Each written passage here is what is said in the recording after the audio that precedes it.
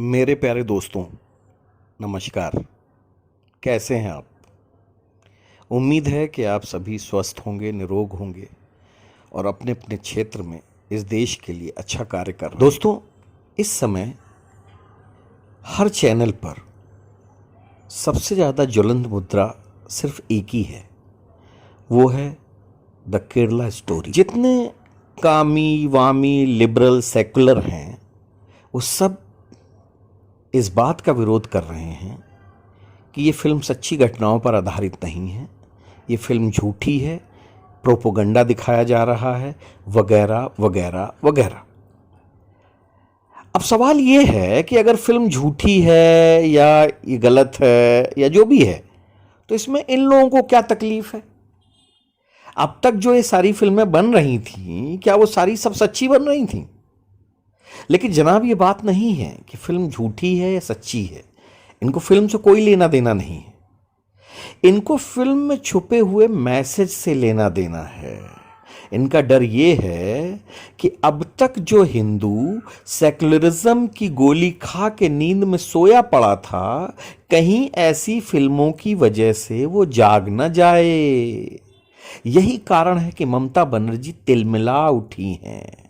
भले ही ममता बनर्जी अमर नहीं है, 2-4-10 साल और शासन कर लेंगी, लेकिन इतना जरूर है कि आने वाली जो पीढ़ियां हैं वो उनको याद कर करके गालियां जरूर देंगी, क्योंकि वो जाने जाने तक इतना सत्यानाश कर चुकी होंगी।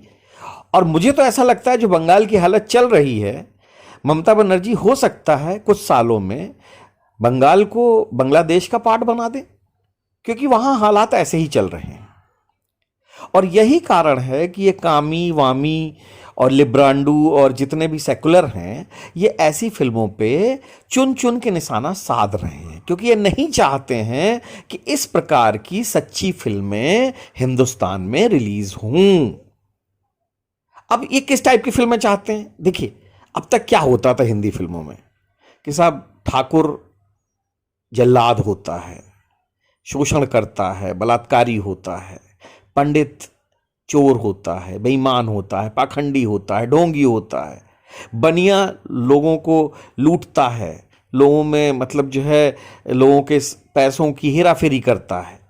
लेकिन मौलाना हमेशा अच्छा होता है, आपको दुआएं देता है। भले ही रामगढ़ में बिजली नहीं है, लेकिन फिर भी जो है वहाँ पे अजान की आवाज़ सुनाई देती है और मौलाना जो है आपको दुआएं देता हुआ जाता है ना। तो और जो फादर होते थे, पादरी, वो तो दुनिया के सबसे शरीफ लोग होते थे।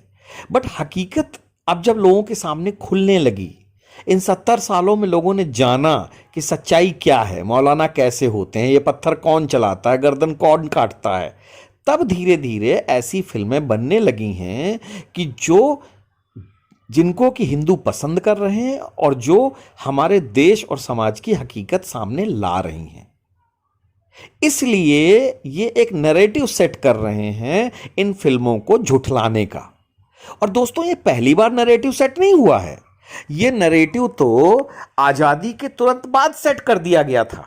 आप याद करिए, सन 47 में जब आजादी मिली थी, तो जो दंगे भड़के थे आजादी के तुरंत बाद, उसमें 10 से 15 लाख हिंदू मारे गए थे।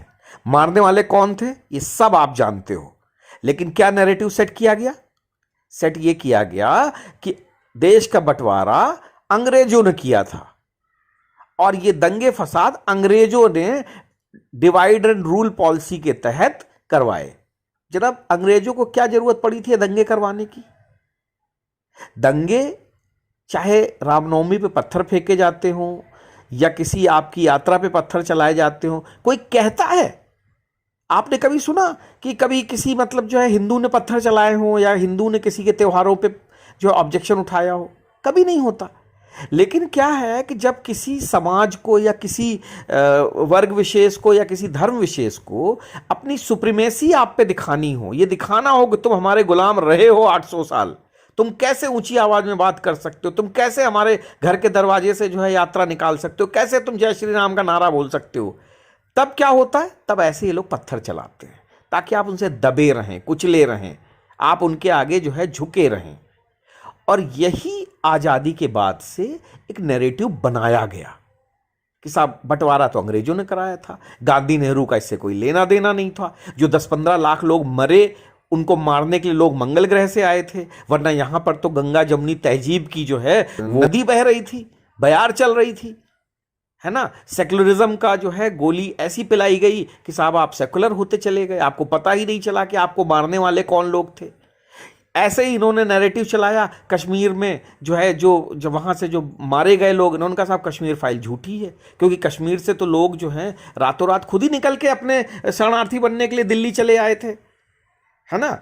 तो ये एक नैरेटिव चलाया जाता है ताकि आपको बरगलाया जा सके, आप सच्चाई की तरफ ना जाएं।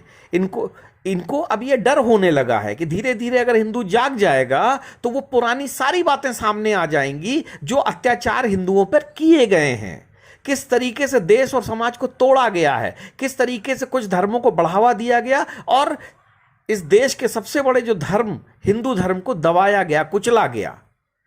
तो ये नैरेटिव सेट करने वाली बात है। यही कारण है कि जितने भी लोग हैं तिलमिलाए हुए हैं, ये केरला स्टोरी को झूठा करार दिए दे रहे हैं, क्योंकि अगर ये ऐसा नहीं करेंगे तो इनकी सत्ता खतरे में पड़ जाएगी। तो मेरे दोस्तों, सच्चाई को समझिए, जानिए, अपने घर के बच्चों को दिखाइए ताकि उनको पता चले कि हकीकत क्या है, कैसे लोगों का धर्म परिवर्तन किया जाता है, कैसे लोगों को ब्रेन वॉश किया जाता है, कैसे उनको अपने फायदे के लिए कहां कहां इस्तेमाल किया जाता है। जब तक आप नहीं जानेंगे तब तक इस चीज को नहीं मानेंगे, और जब तक मानेंगे नहीं तब तक अपने आने वाली पीढ़ियों को आप सही रास्ता नहीं दिखा पाएंगे।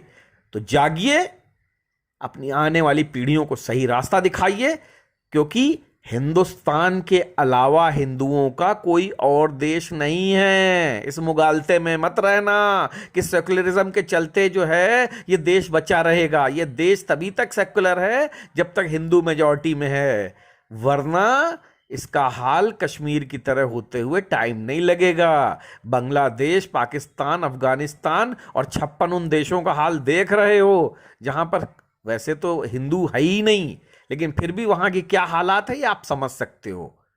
तो इसलिए जागिए, अपने देश को बचाइए, ताकि हम हमेशा जय हिंद जय भारत कह सकें। धन्यवाद।